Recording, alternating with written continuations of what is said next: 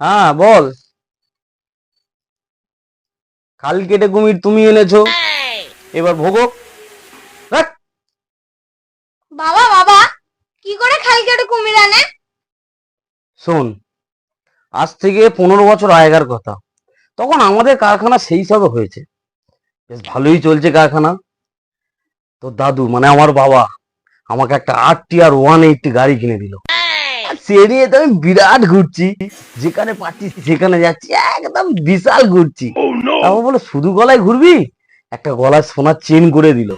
আর গলায় সোনার চেন, হাতে বাইক নিয়ে বিরাট ঘুরছি। আর তা তো নয় বুঝলাম, খাল কেটে কুমির কি করে আনে সেইটা বলো না।